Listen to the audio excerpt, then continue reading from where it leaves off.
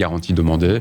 Tout ça, ça va être dans ce document extrêmement synthétique, en fait, qui va permettre finalement de rédiger ensuite les documents finaux du crédit de la dette senior. Si on arrive à passer 100 d'intérêts en charges financières, il y en a 25 qui sont financés finalement par l'État. Ouais. Parce que c'est une économie d'impôt de 25. Concrètement, on parle de ça. Voilà, donc ça va automatiquement enchérir, améliorer la valeur de la société à la fin.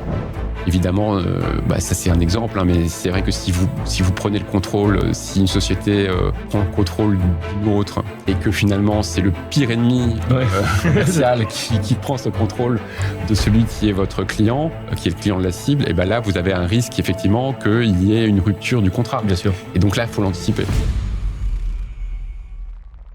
Bonjour à toutes et à tous. Aujourd'hui, j'ai le grand plaisir de recevoir deux invités, donc deux avocats, une avocate donc fiscaliste, Sandrine Hagenbach, et Samuel Schmitt, donc avocat M&A Corporate.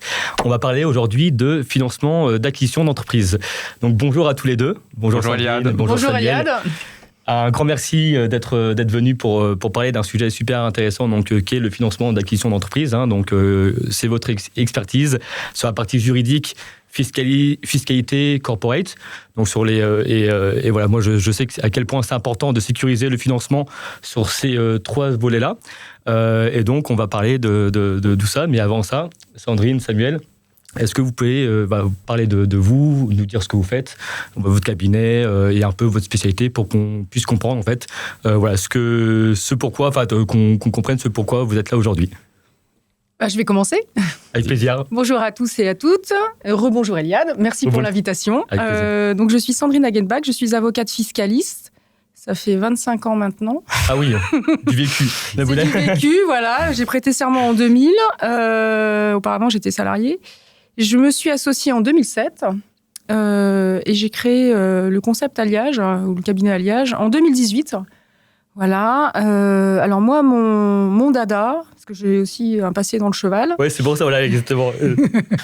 Donc mon dada, c'est d'expliquer de façon compréhensible et intelligible des concepts compliqués. Donc plus c'est compliqué, plus j'aime. Et j'utilise pour cela le legal design. Tout à fait, on en parlait évidemment et toi aussi, Samuel, tu en parleras juste après, mais tout à fait, c'est sur LinkedIn qu'on s'est tous rencontrés. Absolument. Grâce au legal design, en effet, et donc avec une approche effectivement de vulgarisation, mais ça ne veut pas dire être simpliste, c'est juste accessible, parce que je pars du principe que le dirigeant d'entreprise, pour prendre des bonnes décisions, il doit comprendre. Tout à fait. Voilà. Non, mais c'est vrai que c'est une approche du droit que je trouve particulièrement pertinente, et j'apprécie vraiment la synthétique, voilà, le caractère synthétique finalement que permet le legal design en fait, et l'accès facilité au droit. Et donc voilà, alors pour me présenter rapidement, d'abord merci Eliade de nous inviter. Avec plaisir, Samuel. C'est un plaisir d'être avec toi et d'être avec toi Sandrine également. Moi, je suis avocat également depuis 2000, pareil, donc presque 25 ans. J'ai commencé dans le M&A, dans un cabinet qui s'appelait Salance et qui est devenu Dentons. Je suis resté 2 ans et ensuite je suis allé dans un cabinet qui s'appelle UGGC Avocat. Et j'ai travaillé dans le département corporate M&A Private Equity jusqu'en 2018. J'ai été nommé associé de ce cabinet en 2011. Et en 2018, j'ai décidé, pareil, en 2018, mais décidément. Pareil, c'est effectivement assez étonnant. En 2018, j'ai créé un cabinet avec 2 autres associés et un cabinet qui est spécialisé donc dans les opérations de LBO, les opérations de M&A, et puis aussi on a une capacité d'intervention en droit social et également en fiscalité personnelle, patrimoniale. Et donc on a effectivement créé ce cabinet pour être réactif, pragmatique et agile en fait. Et je pense que c'est ce qu'attendent nos clients aujourd'hui. Et voilà, donc c'est un peu finalement les principes qui ont guidé à la création de ce cabinet. Et je trouve que le legal design, c'est effectivement un des biais, je trouve, d'agilité dans notre métier aujourd'hui. Ouais. Oui, je suis complètement d'accord avec toi. Tout à fait.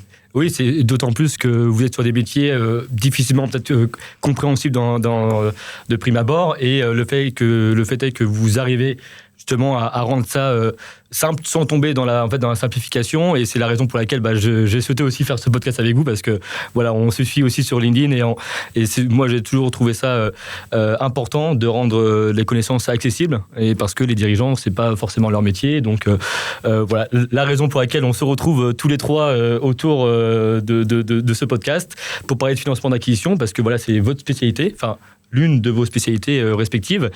Et donc, on va commencer à rentrer dans le vif du sujet. Première question, Samuel, Sandrine. Alors, nous expliquer, en fait, brièvement, ce qu'est le financement d'acquisition d'entreprise, voilà, pour introduire, évidemment, le sujet. Alors, je vais me lancer. Avec plaisir, Sandrine. Donc, le financement d'entreprise ou d'acquisition, puisque c'était la question que tu posais au départ. Donc, d'abord, l'acquisition, qu'est-ce qu'on acquiert ?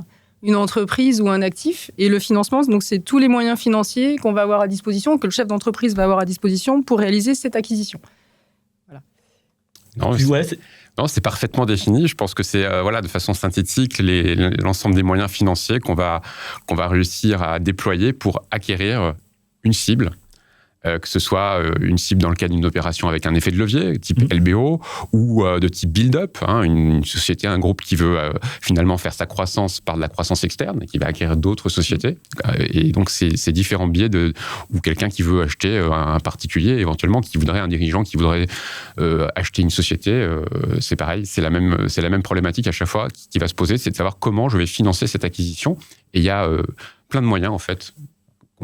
Qu'on peut éventuellement lister, justement. Ouais, tout à fait. C'était la prochaine question, justement, Samuel. Voilà, tu m'as devancé, donc merci. Je dirais que oui, peut-être revenir quand même à une distinction un peu fondamentale en droit, et ça va être la distinction entre ce qu'on appelle pour le financement, finalement, ce qu'on va appeler les titres de créance et finalement les titres de capital. Parce que finalement, une première idée, quand tu veux financer une société, ça va être éventuellement d'avoir recours à de l'endettement. Donc, ça va être de l'endettement bancaire, c'est ce qui vient peut-être le plus spontanément à l'esprit, mais ça peut être aussi d'autres types d'endettement. Par exemple, un financement mezzanine, type obligataire, ou éventuellement se faire financer avec des obligations convertibles en actions. Donc, ce qu'on appelle des valeurs mobilières donnant accès au capital. Ça, ce sont des titres de créance un peu hybrides, puisqu'ils vont donner, in fine, accès au capital. Donc, ils mixent à la fois un titre de créance, qui donne une créance sur la société. On a la casquette créancier.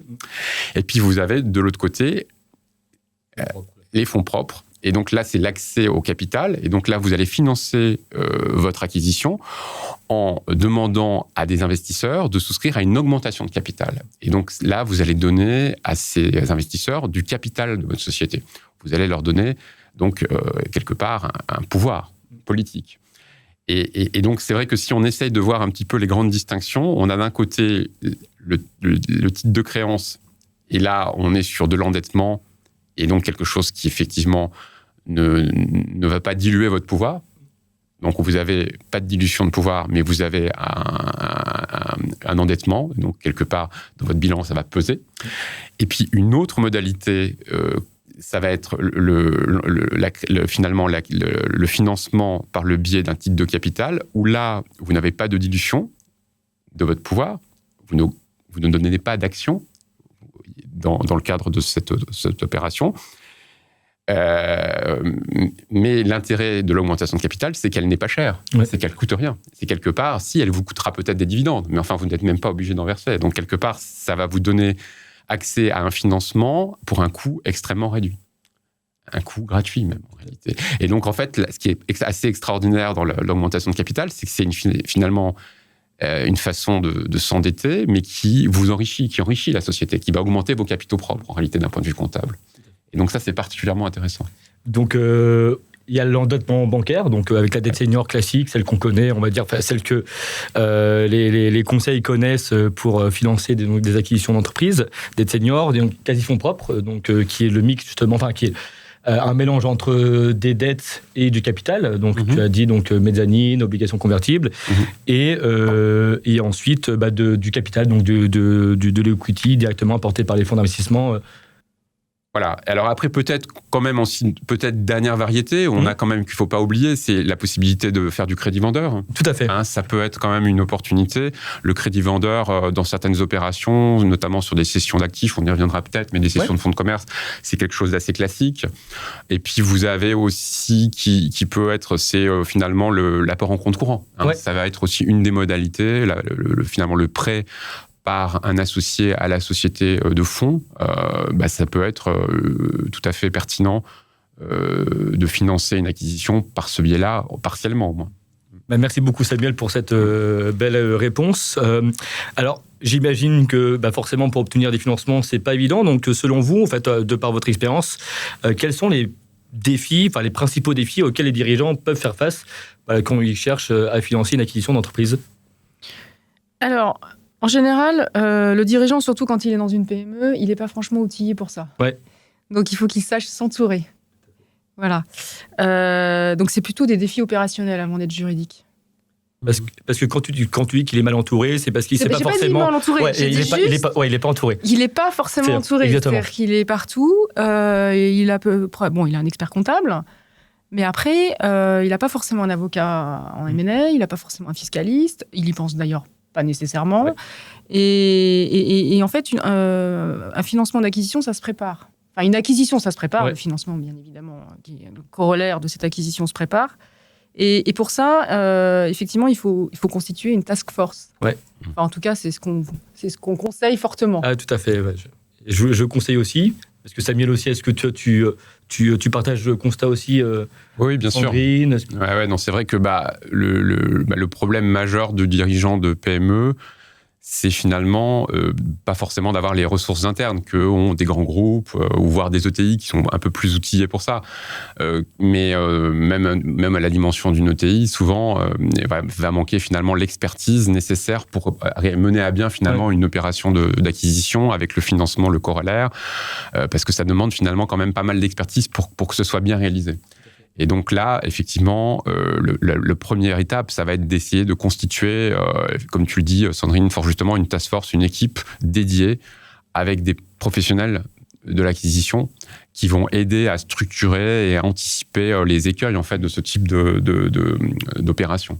Parce qu'il y a une importance de sécuriser le financement même avant même de conclure l'opération, parce que combien d'acheteurs se rétractent finalement faute d'obtention du financement, parce que ils pensaient obtenir ce financement de par leur banque et ils reçoivent ensuite des courriers, finalement votre financement ne sera pas accordé, et là effectivement ça fait péter un deal et du temps, on perd des acheteurs potentiels. Donc est-ce que vous aussi vous avez ce type de cas où le dirigeant en fait il n'a pas réussi à obtenir le financement parce qu'il ne s'est pas préparé ou parce qu'il a pas su bien s'entourer justement? En général, non, parce que comme on est là, on préconise une équipe. Mais surtout, en fait, ce que je voudrais insister sur la notion de confiance. Oui, bien sûr. Parce qu'un investisseur, qu'il soit banquier ou un investisseur en mezzanine, il a besoin d'avoir confiance avant d'investir. Bien sûr. Et donc, je pense que sa confiance sera d'autant plus renforcée qu'il verra que le dirigeant dispose d'une équipe fiable, d'experts autour de lui. Je suis d'accord. Oui, parce que ça se construit en fait. Déjà, il faut avoir une réflexion sur comment je vais financer. Il y a différentes façons, on l'a vu, de financer. Donc, est-ce que je vais me tourner vers finalement le capital risque, si je suis par exemple une société qui est assez jeune? Est-ce que je vais me tourner vers du capital développement, vers du LBO? Est-ce que je vais faire appel à des fonds? Est-ce que je suis prêt à faire entrer des fonds d'investissement? Est-ce que je vais aller tout de suite faire de l'endettement bancaire? Quel niveau de dette je vais lever? Dans quelle mesure je peux faire de l'autofinancement? Tout ça, ce sont des choses qu'il faut quand même essayer de réfléchir en amont. Alors, ça peut être déjà l'expert comptable qui va être peut-être le premier partenaire de réflexion financière là-dessus. Parce qu'effectivement, c'est quand même effectivement, il y a une dimension essentiellement financière dans le financement d'acquisition, évidemment. Donc, après, évidemment, l'avocat qui va être spécialisé en M&A et le fiscaliste peuvent aider pour la structuration du projet. Et donc, il y a toute cette réflexion à avoir pour savoir qui je vais aller chercher. Évidemment, ensuite, il va y avoir aussi besoin de trouver une cible. Donc, l'intermédiaire, évidemment, en rapprochement d'entreprise, le banquier d'affaires, autrement dit, va être important dans la structuration de cette réflexion. Oui. Et va être un élément souvent capital, parce que Et tout ça, ça va dépendre aussi du type de cible qu'on va chercher. Tout à fait. Quelle va être ma cible ? Est-ce que je vais chercher une entreprise quelle valorisation va-t-elle avoir ? Est-ce que c'est une société qui a déjà une visibilité financière importante ou pas ? En fonction de tout ça, on va réussir à diagnostiquer finalement le type de financement ou les types de financement, parce que souvent c'est un panachage qui va être le plus intelligent pour financer l'acquisition. Oui, parce qu'il y a plusieurs alternatives et c'est important déjà, parce qu'il y a une part de dette, de savoir que le dirigeant sache combien il peut rembourser, parce que c'est lui, en fait, c'est le seul à savoir vraiment à connaître, avoir un peu peut-être de visibilité sur son business et se dire, chaque année, je peux rembourser, je suis sûr de pouvoir rembourser tant. Parce qu'en fait, c'est le dirigeant qui sait mieux que nous, finalement, quelle est sa capacité vraiment de remboursement. Est-ce qu'il veut faire rentrer un fonds parce qu'il y a aussi des dirigeants de PME qui sont assez sceptiques parce que ils ont une image aussi des fonds d'investissement que l'on voit dans les médias, des fonds vautours, mais sur le marché des PME, c'est vrai qu'il y a beaucoup de fonds. Il y a tout type de fonds, et donc c'est important aussi d'échanger avec le dirigeant pour comprendre est-ce qu'il a envie de faire entrer un fonds, de quel type de partenaire il a besoin. Il y a des dirigeants qui nous disent moi je veux juste du cash, d'autres qui nous disent moi je veux pas qu'un sleeping partner, je veux vraiment un partenaire qui s'implique. Et donc c'est pour ça que c'est tout ce que tu as dit aussi, tout ce que vous avez dit, c'est important. Et donc on commence par bien s'entourer. C'est ça l'objectif. Et c'est surtout une réflexion opérationnelle au départ, en fait. Ouais. Moi, j'ai eu un cas, c'est pour l'anecdote, un client, en fait, qui voulait absolument faire rentrer un fonds, non pas parce qu'il avait besoin d'un financement d'un fonds, même pas. C'est tout simplement pour des questions de management. Parce qu'il trouvait que ses équipes dormaient un peu. Ah oui, d'accord. Donc, en fait, il voulait un petit coup de pression extérieure qu'il ne se sentait pas, lui, légitime de mettre. Ah ouais. Et donc, il s'est dit, en faisant rentrer un fonds, ça va mettre un petit peu la petite goutte. Ah ouais. Juste ce qu'il faut pour mettre un petit peu de tension et faire grossir l'activité. Ah, c'est intéressant. Là, tu vas donner des idées à des dirigeants. Là, demain, vous allez avoir beaucoup d'opérations, mais pas pour les raisons que vous... Non, mais je tenais à le souligner parce que c'est... Voilà, non, mais ce que tu dis, Sandrine, est particulièrement... Enfin, c'est un des aspects de la réflexion, mais le faire entrer un fonds d'investissement, moi qui conseille aussi les fonds pour leur entrée au capital de PME, c'est vrai que y a déjà quand même eu en France une évangélisation quand même de plus en plus importante, c'est-à-dire qu'il y a quand même une sensibilisation par la BPI, par un certain nombre d'intervenants, etc., depuis plus de 10 ans maintenant, sur l'intérêt finalement d'avoir recours au private equity au sens large.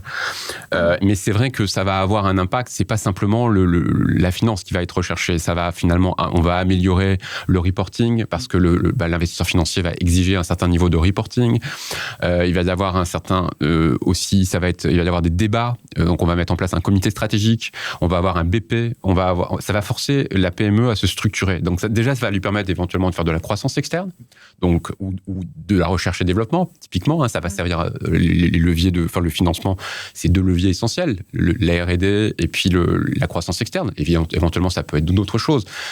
Et après, effectivement, ça va être aussi un levier de transformation de la société opérationnelle à tout niveau, c'est-à-dire d'anticipation. Tout à fait. Sur comment je vois mon business à 5 ou 7 ans, quoi. Puisque pour attirer l'investisseur financier, tu es obligé dans la histoire aussi, de lui promettre effectivement que dans 5 ou 6 ans, tu vas pouvoir revendre ta société, il va pouvoir sortir de sa société avec une plus-value. Ouais, tout à fait. Avec un multiple. Exactement. C'est ça. Et surtout, il y a des... parce que les fonds vont attendre quand même un TRI quand même de 25 à 30%, en général, sur des opérations classiques de LBO. Mais surtout, le dirigeant, c'est important qu'il sache aussi de quoi il a besoin. Il y a des dirigeants, ils ne sont pas structurés internes, ils ont besoin de quelqu'un qui va leur apporter cette structure, qui va les aider à croître. Donc voilà, en fait, c'est vrai que ça se prépare. Et c'est la raison pour laquelle vous devez suivre, ceux qui nous écoutent, suivre donc Sandrine et Samuel sur les réseaux, parce qu'au moins, voilà, vous saurez qu'il faut déjà bien s'entourer avant même de se lancer dans une opération, parce que j'imagine que parfois on vient vous voir avec une LOI déjà faite, déjà avancée, et parfois c'est beaucoup plus compliqué de faire du rétropédalage.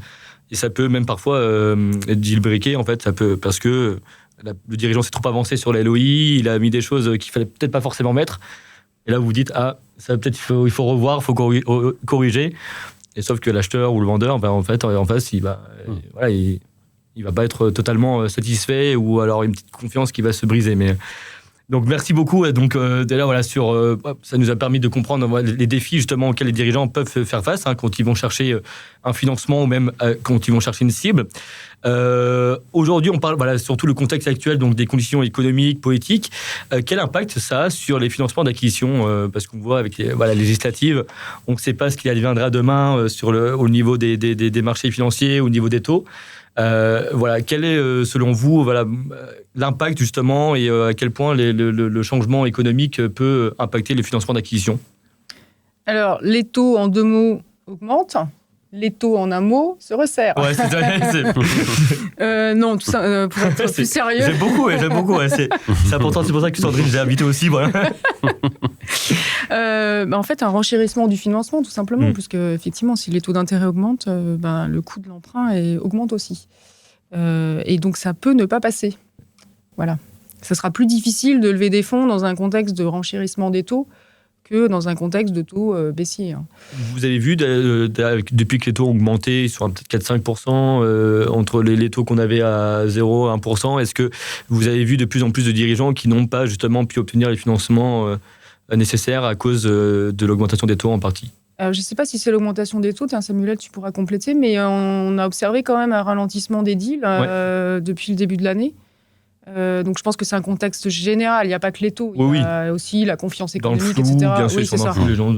Je dirais que là, disons que le contexte était plutôt à la reprise finalement avant la fameuse décision de dissolution. Exactement. Et je pense que là, effectivement, on est dans un entre-deux, une incertitude, un flou qui est effectivement extrêmement mauvais pour le climat des affaires. Tout à fait. Puisque là, que ce soit les investisseurs internationaux, les investisseurs français, tout est un peu en stand-by, dans l'attente de savoir quelle va être la future majorité, s'il y en a une. Tout à fait. Mais c'est vrai que c'est... Parce que il y avait un début de reprise, il y avait une bonne reprise sur le LBO, sur le small mid cap. À partir de mai, on a senti vraiment, avril-mai, il y avait vraiment une reprise dans le M&A, avec des opérations qui étaient dans les tuyaux, qui avaient commencé, etc. Moi-même, je suis en train de finaliser des opérations. Bon, évidemment, c'est pas une McClose, la dissolution, heureusement. Oui, parce que ton certain deal, je sais pas si on quand même pas, ça va pas jusque-là. Mais c'est vrai que mais par contre, c'est vrai que sur de nouvelles opérations, en ce moment-là, je pense que c'est l'attentisme prévaut, parce qu'effectivement, on a une situation économique, évidemment, qui est incertaine. Totalement. Donc, à la fois sur la fiscalité, d'ailleurs, Sandrine, c'est vrai qu'on ne sait pas à quelle sauce on va être mangé. Mais après, peut-être qu'on aura quand même rapidement de la visibilité, il faut l'espérer en tout cas, sur les prochaines semaines. En tout cas, pour compléter ce que tu dis, là, donc il y a effectivement le côté attentisme avec ce problème de confiance. Et de l'autre côté, il y en a énormément de cash dispo. C'est ça. Parce que la machine à cash a tourné quand même pendant une dizaine d'années. Exactement. Et donc, il y a beaucoup de cash disponible en circulation et à un moment, il faut quand même l'investir. Ouais. Parce que même les fonds, ils ont levé de gros véhicules et cet argent, ils doivent l'investir. Donc là, pour l'instant, effectivement, ils sont dans l'attente ou alors ils resserrent leurs exigences. Mais c'est vrai qu'il y a de l'argent. Il y a de l'argent, et donc du coup, c'est un peu, moi j'appelle ça les forces antagonistes, parce qu'il y a un problème de confiance, mais en même temps, il y a beaucoup d'argent, puis à un moment, l'argent, il faut quand même qu'il serve à quelque chose. Exactement, ouais. Et donc ceux qui nous écoutent, utilisez votre argent s'il vous plaît. Contactez Sandrine et Samuel pour savoir s'ils n'ont pas les dossiers qu'ils ont dans le pipe, au cas où. On va passer maintenant aux questions un peu plus spécifiques, parce que, pour rappel, Sandrine, tu es fiscaliste. Samuel, tu es plutôt sur la partie M&A, donc corporate.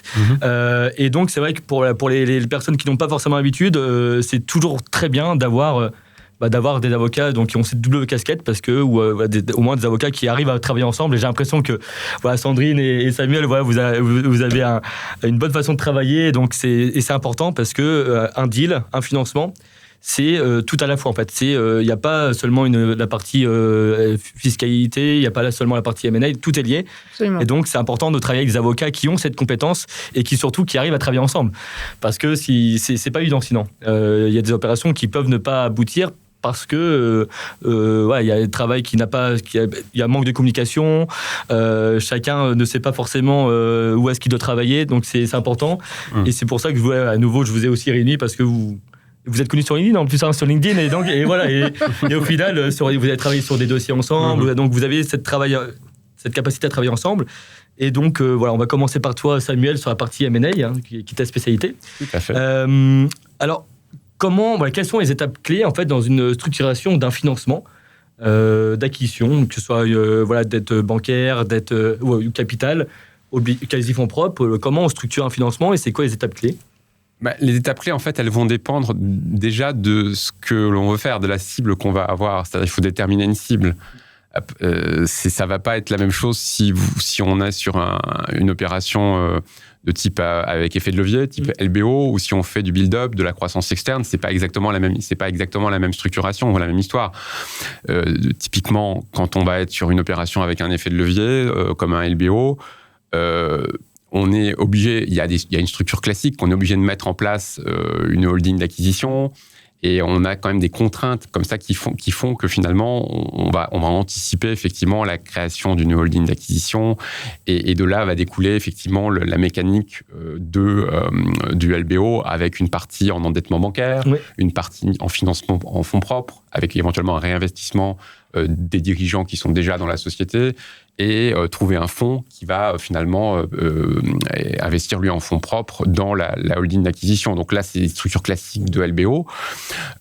Donc ça va être la première.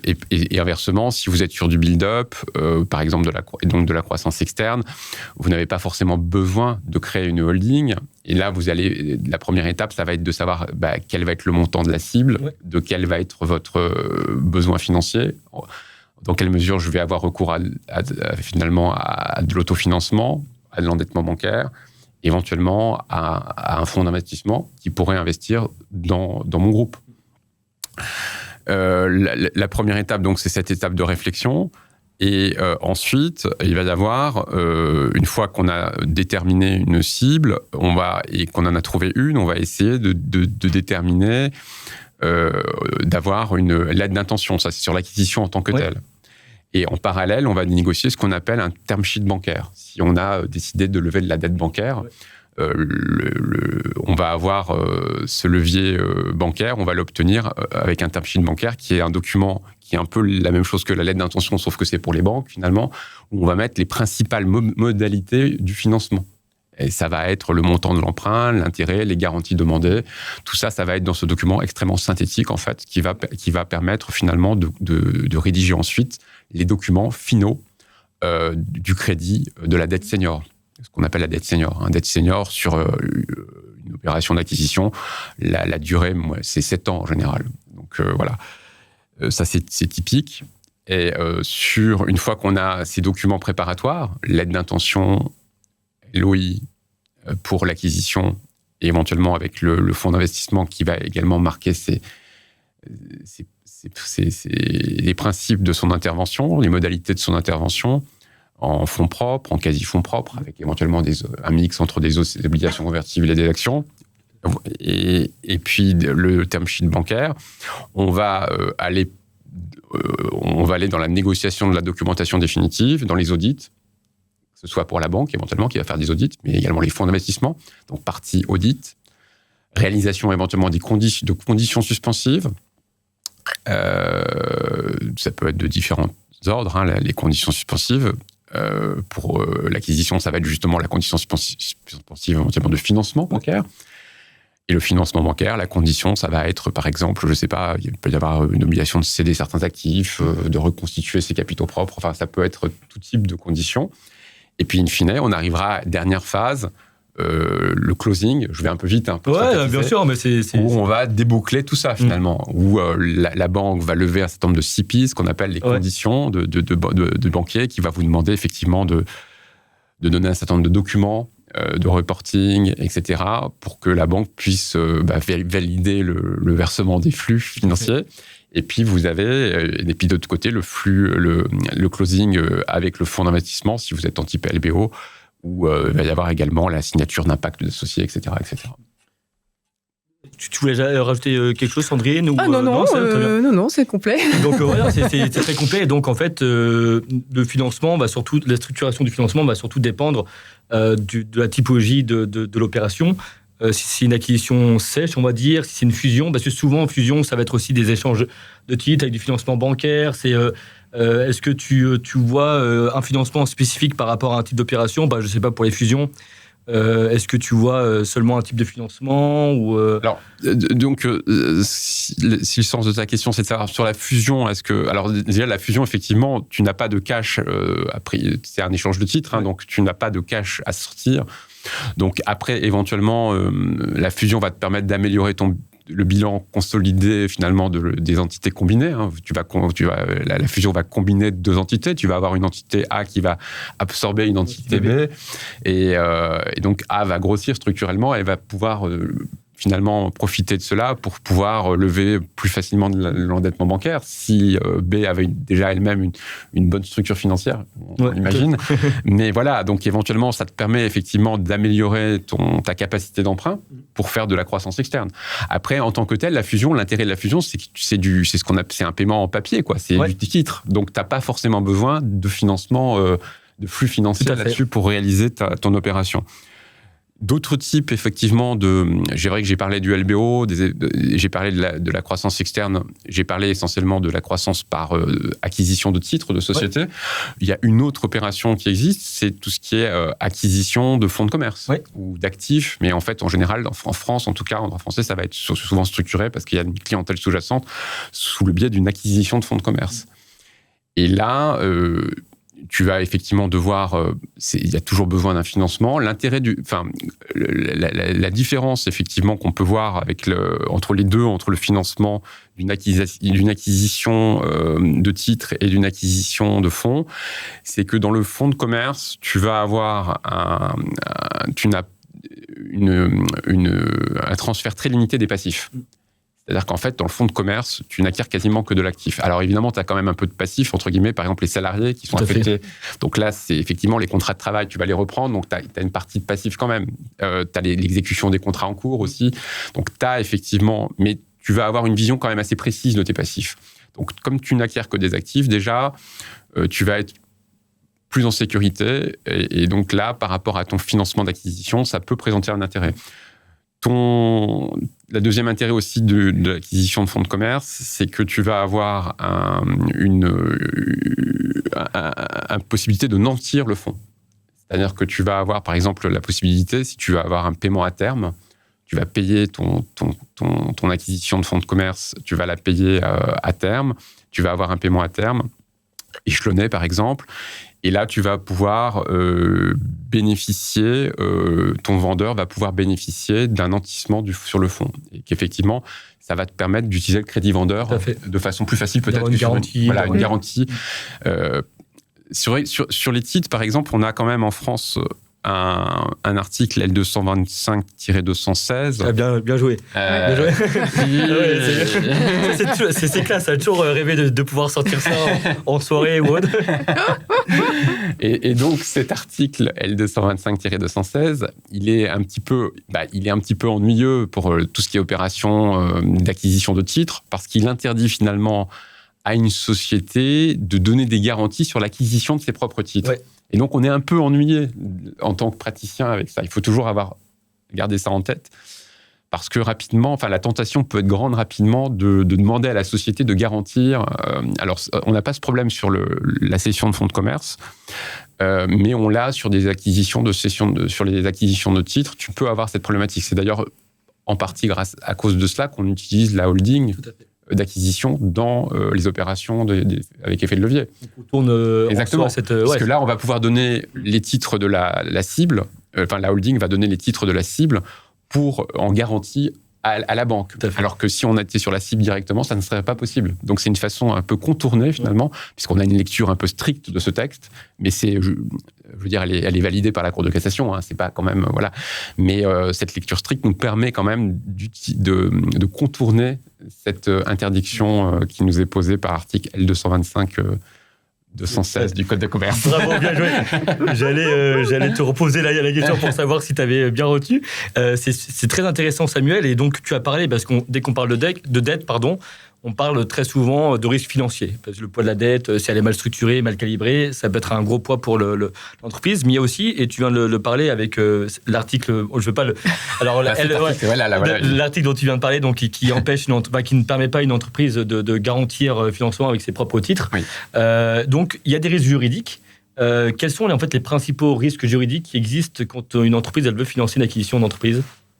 Alors là, sur cet article-là, c'est un article qui est pénalement répréhensible. Enfin voilà, c'est du pénal, hein, donc c'est un risque. Là, c'est une amende pénale qui est risquée. Donc là, pour le coup, pour ça, c'est quelque chose il faut faire attention. Auquel il faut faire attention, et en tant que praticien, vraiment, il faut toujours avoir l'œil là-dessus pour éviter finalement de faire risquer une amende pénale à son client. Hein, donc là, c'est quelque chose. Voilà, donc là, c'est le risque, il est assez immédiat, mais bon, après, c'est pas quelque chose qui est non plus il n'y a pas non plus des décisions de jurisprudence tous les jours. Hein, c'est quelque chose qui est assez baqué, etc. Et on le prend en considération dans nos opérations. Après, sur les risques juridiques d'un financement d'opération, je dirais que là, d'une façon pour avoir un peu une vision un peu plus large, évidemment, quand on va faire appel à du financement externe, le risque pour le dirigeant, ça va être d'avoir un certain nombre d'engagements que vous allez donner soit à la banque ou soit au fonds d'investissement, ou aux deux.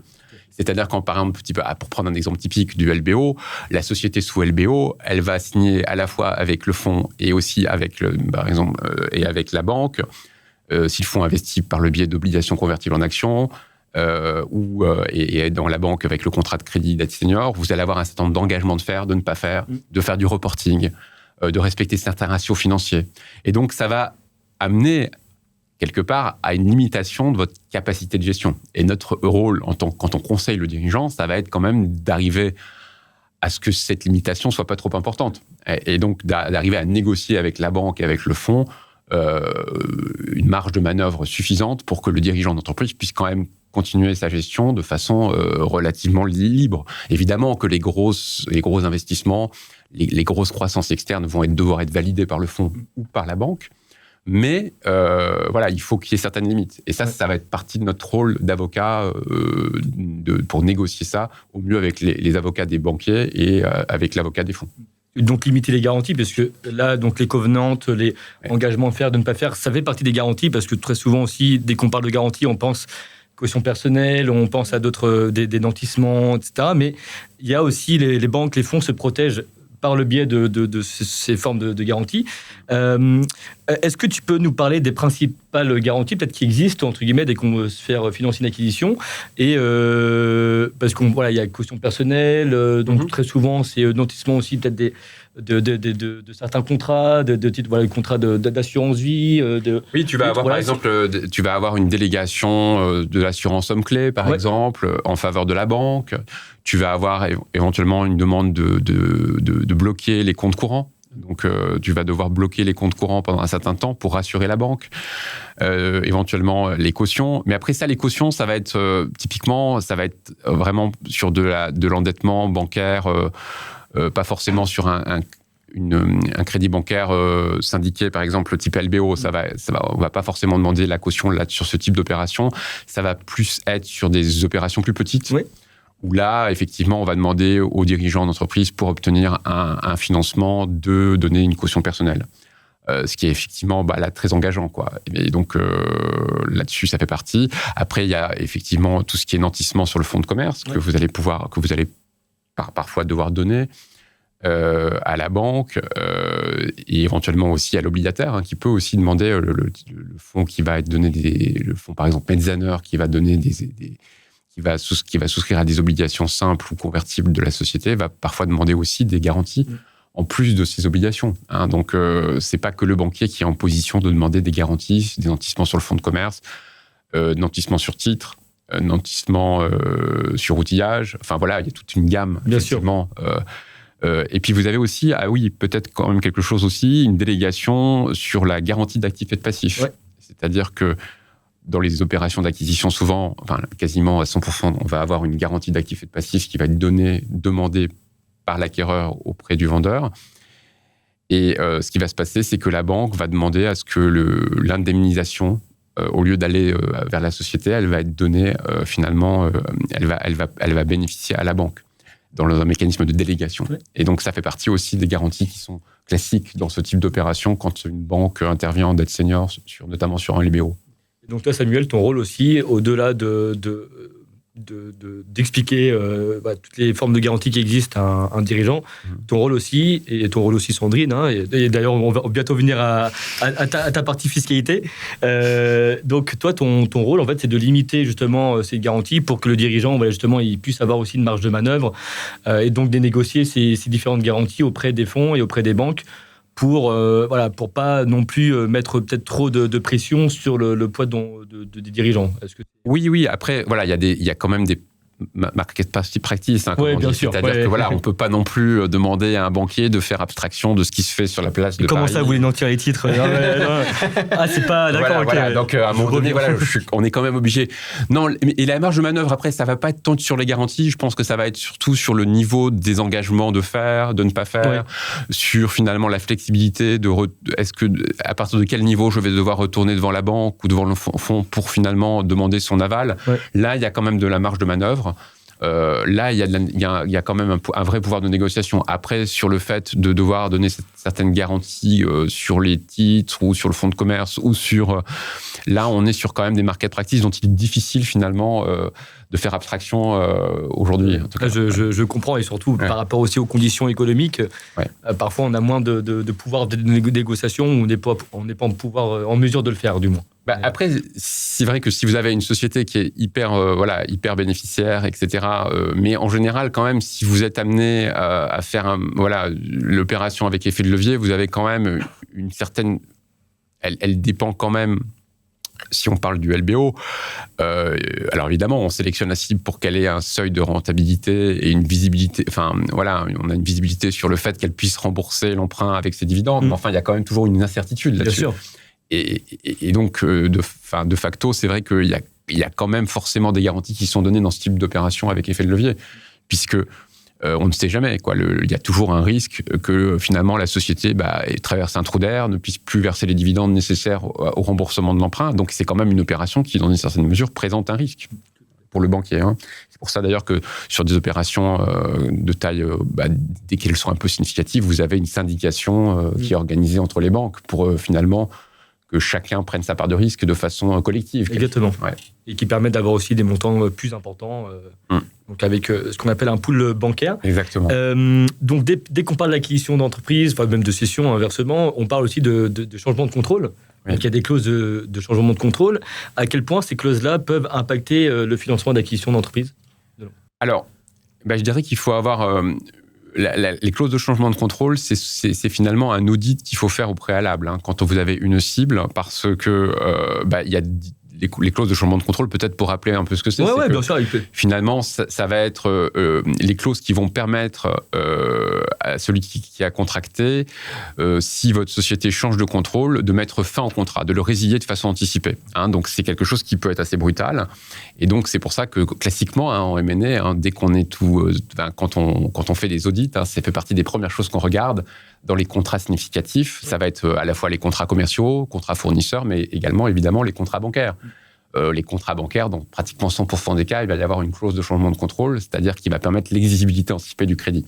Et donc, la première chose à faire, quand on acquiert une cible, c'est d'aller voir ces contrats bancaires, voir s'il y a probablement des clauses de changement de contrôle. Et là, il y a une stratégie à avoir. C'est-à-dire qu'en général, il va falloir savoir est-ce qu'on va rembourser est-ce qu'on va prévoir le remboursement anticipé de ces contrats bancaires en cours, ou finalement demander à la banque son accord préalable pour ne pas exercer l'exigibilité anticipée dans le fait du changement de contrôle. C'est-à-dire, on va demander à la banque, je vais changer de contrôle, je vais prendre contrôle de cette société, mais garantissez-moi que vous n'allez pas exercer votre exigibilité anticipée. Donc, on va se prémunir avec une lettre de renonciation. Donc, ça s'organise au préalable. En fait, c'est une anticipation qu'il faut avoir. Et donc, d'où l'intérêt, effectivement, de cette phase d'audit pour avoir une vision très claire des conséquences que pourrait avoir l'acquisition sur les contrats en cours. Donc, je vais parler des contrats bancaires, mais c'est la même chose sur les contrats commerciaux clés. Si vous avez dans votre société cible des contrats commerciaux clés, c'est évidemment vital de vous assurer, de vous prémunir contre une résiliation anticipée. Évidemment, ça c'est un exemple, hein, mais c'est vrai que si vous prenez le contrôle, si une société prend le contrôle d'une autre et que finalement c'est le pire ennemi commercial qui prend ce contrôle de celui qui est votre client, qui est le client de la cible, et ben là vous avez un risque effectivement qu'il y ait une rupture du contrat. Bien sûr. Et donc là, il faut l'anticiper. Ça peut avoir des conséquences financières et éventuellement, il faut se prémunir de cela en exigeant la renonciation de ce contractant à l'exigibilité anticipée, ou éventuellement, si on est sûr qu'il va y avoir une exigibilité anticipée, en diminuant le prix, en négociant le prix, parce que ça fait partie des risques qu'on doit anticiper. Merci beaucoup, Samuel. Je vais te laisser souffler un peu. Je vais passer je vais interrompre Sandrine. T'inquiète pas, je reviens après vers toi, Samuel. Alors Sandrine, on va parler de la partie fiscalité qui est ton expertise, et on sait à quel point la fiscalité, concernant le financement d'acquisition est important. Alors déjà, première question, Sandrine, c'est selon toi, de par ton expérience également, c'est les principaux points ou les éléments à prendre en compte au niveau fiscalité quand on cherche à financer une acquisition? Alors, je vais rebondir sur ce qu'a dit Samuel précédemment. Il a parlé de l'effet de levier. Nous, en fiscalité, on va chercher un effet de levier fiscal. Alors, c'est un mot qui veut dire quoi? Ça veut dire minimiser l'impôt. Mais minimiser l'impôt, pas en diminuant le chiffre d'affaires, on a bien compris. Hein. Ouais. En gros, c'est d'essayer d'optimiser la rentabilité de l'investissement. Donc, pour ça, qu'est-ce que la maximisation de l'effet de levier? C'est d'aller chercher un mécanisme qui va permettre de passer en charge déductible la majorité, la totalité, si possible, des charges financières. Voilà. Parce que ça veut dire quoi concrètement derrière? Ça veut dire que si on arrive à passer 100 d'intérêts en charges financières, il y en a 25 qui sont financés finalement par l'État, puisque c'est une économie d'impôt de 25. Concrètement, on parle de ça. Voilà. Donc ça va automatiquement renchérir, améliorer la valeur de la société à la fin. Évidemment, si sur les 100, on peut en passer que 25 ou que 10, ça n'a pas le même effet que si on peut passer les 100. Tout à fait. Voilà, donc nous, on va chercher à améliorer cet effet de levier fiscal, notamment dans les opérations de LBO. Oui. Et alors, donc, on a il y a deux principaux éléments à regarder. C'est donc les intérêts d'emprunt, les intérêts liés aux OC, tout ce qui est charges financières, en fait. Et puis, le traitement fiscal des frais qui sont liés à l'émission de la dette. Ouais. Comment on les traite? Donc, sur le deuxième sujet, en fait, on a une option entre soit les passer en charge l'année de réalisation de l'acquisition, soit les amortir sur la durée de l'emprunt. Donc là, on va prendre notre tableau Excel et on va faire des simulations, puisque selon qu'on choisit une intégration fiscale ou pas, je ne vais pas forcément rentrer dans le détail, c'est très technique, mais en gros, on va poser des chiffres pour voir à la fin ce qui est plus intéressant. Oui. Et donc, on cherche une optimisation et une sécurité aussi. Voilà, le but, c'est de ne pas mettre l'entreprise non plus et le montage en danger, parce que si on se prend un gros redressement, évidemment, tout ça, c'est patatras. Et pour ce qui est des charges financières, en fait, on va avoir un certain nombre de limites légales qui vont probablement nous empêcher de passer tout en charge déductible.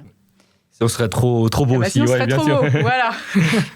Et justement, quelles sont ces règles? Parce qu'il y a un amendement dont on parle très souvent, qui est l'amendement Charas, qui aussi pour les opérations d'OBO, donc plutôt un dérivé des LBO, donc qui est un rachat à soi-même, le dirigeant qui se rachète sa propre entreprise. Et l'amendement Charas vient dire faites attention quand même, je suis là pour la déductibilité des charges d'intérêt. Donc est-ce que tu peux nous en dire davantage, Sandrine? Alors oui, je vais d'abord dézoomer avant de dézoomer. Bien sûr, je te laisse. Parce qu'en fait, c'est juste pour donner une image aux auditeurs. En fait, pour moi, ces aspects fiscaux, c'est un joli Rubik's Cube à 6 couleurs. Oui. Donc le but, c'est d'avoir les 6 faces, toutes les faces. Ouais, bien sûr. La même couleur. J'ai jamais été très bon au Rubik's Cube. Moi non plus, mais je donne juste l'image, voilà. En fait, et après, on va jouer avec ça. Et en fait, ça va dépendre de tout un tas de paramètres. Parce que tu parlais de l'amendement Charas, mais l'amendement Charas, ça vient à la fin dans les critères à regarder. Donc en fait, on a tout un tas de paramètres qui sont donc d'abord la qualité du prêteur. D'accord. Est-ce que c'est une personne physique? Est-ce que c'est une personne morale? Est-ce qu'elle est liée à la cible ou pas? Donc je redéfinirai après. Ouais, tout ça. Bien sûr. Après, il y a une histoire de taux d'intérêt. De quel taux on parle et est-ce qu'il y a des limites sur ces taux? Ensuite, on a un aspect international qui rentre en compte ou pas. Voilà, donc ça vient jouer. On a le montant global des charges financières. Donc ça veut dire qu'on prend en compte à la fois les intérêts d'emprunt de la dette bancaire et à la fois les intérêts des OC, tout ce qui est lié au financement d'entreprises associées ou liées. Ensuite, on a une situation de sous-capitalisation ou pas. Donc, voilà. Et pour finir, est-ce qu'on a une intégration fiscale ou pas? C'est pour ça que je parlais des six couleurs du Rubik's Cube. C'est vrai qu'après réflexion, on a pas mal quand même. Ouais. Donc voilà. Donc on va examiner tous ces critères. Et en fait, il y a un ordre. Alors, la première chose qui est assez évidente, mais je vais enfoncer la porte ouverte, c'est les règles générales de déductibilité. Ouais. Ça s'applique à toutes les dépenses, en fait, que ce soit financières ou autres, ou opérationnelles. Donc, la dépense doit être justifiée, elle doit être engagée dans l'intérêt de la société, et elle doit être appuyée de justificatifs probants. Bon, ça, c'est évident, mais ça va mieux bien sûr, en le disant. Ensuite, on a une limitation en fonction du taux. Donc là, tu aimes bien les articles, donc je veux dire, c'est l'article 39.1.3 du CGI, je le regarde. Et le 212, ça, je vais les ressortir les deux là. Du CGI, parfait. Je vais écouter le podcast juste pour ça. Voilà, je vais pouvoir y passer. Tu connais. Les placer en exactement, soirée. Bien sûr, merci beaucoup. Voilà. Et donc, cette limitation en fonction du taux, pour essayer de simplifier, en gros, donc, on a le fameux taux maximum déductible fiscalement que tout le monde doit connaître. Alors, je ne sais jamais, c'est le taux maximum des obligations à 2 ans entre les banques. C'est ça, exactement, c'est ça, ouais. Non, mais c'est vrai que le taux... Alors, je ne sais pas pourquoi ils n'ont pas changé l'appellation, c'est vrai que c'est long. C'est le taux maximum déductible. Variable, c'est ça. Et en gros, attends, moi je l'avais noté, il est à 5,80. Ouais, c'est ça, il est à 5,83. Ouais, c'est ça. Là, à la fin du mois de juin. Et donc, ce taux, en fait, il va être applicable aux personnes physiques donc typiquement les comptes courants d'associés personnes physiques, et aux personnes morales qui ne sont pas liées. Voilà. Donc quand on dit qu'elles ne sont pas liées, c'est qu'elles n'ont pas, pour faire court, 50% des droits de vote de l'entreprise ou qu'elles ne sont pas sous contrôle commun de la cible. Voilà. Bon. Pour celles-ci, il y a une deuxième limite de taux qui est un taux de marché, c'est-à-dire qu'on va essayer de s'abstraire de ces 5,86% là aujourd'hui. On va chercher un taux supérieur. En général, les taux aujourd'hui, c'est quoi? C'est plutôt 10-12 sur les obligues. Ouais, c'est ça. C'est un peu 10-12, ça peut monter. Ouais, c'est 10-12, c'est ce qu'on voit. Ouais, donc, tout à fait, donc du coup, on va essayer de se placer sur des taux comparables, des taux de marché, en tant qu'entreprise liée. Voilà. Mais par contre, un fonds minoritaire, il va être impacté par la limite de taux de 5,86%. Parce qu'il ne sera pas... Donc c'est pas hyper optimum. Donc il y a un moyen, une pratique de marché, en fait, qui consiste à séparer la structure qui va détenir les obligations convertibles de la structure qui va détenir les actions. D'accord. Parce que le fonds, souvent, il va investir en actions. Et s'il est minoritaire, s'il met aussi des obligations, il va être limité par cet impact de taux de 5,86%. Tout à fait. Donc pour éviter ça, on va mettre une deuxième structure qui est évidemment sous la même société de gestion, mais qui, elle, sera uniquement dédiée aux OC, alors que l'autre structure du fonds sera détentrice des actions. Voilà, donc ça c'est une pratique. Il y a un petit risque quand même. Alors pas d'abus de droit parce qu'on sait très bien que les deux financements n'ont pas du tout le même objectif ni la même rentabilité, donc ça se justifie. De mini-abus de droit, c'est le fameux truc qui existe depuis 2019, je crois, si je ne dis pas de bêtises. La petite nouveauté du but principalement fiscal, voilà. Le législateur est très créatif en France sur toutes les limitations fiscales. Beaucoup, je me rends compte des épisodes le matin, je crois que... Voilà, c'est ça. Et du coup, on a peut-être un risque avec ça. Mais bon, en tout cas, c'est une pratique... Il faut vivre avec ça. Il faut vivre avec ce risque, ou alors il faut se limiter à 5,86%. Il faut faire appel à toi pour limiter ce risque. Voilà. Mais après, juste, Sandrine, peut-être une précision parce que ceux qui nous écoutent, qui connaissent un peu les obligations convertibles en actions, il y a toujours cette histoire de la prime de non-conversion. Absolument. Tout à fait, oui. Et qui fait partie du TRI, en fait, finalement, de celui qui est de l'obligataire. Et je crois que ça n'est pas pris en ligne de compte. Absolument, dans ça c'est assez récent. Voilà.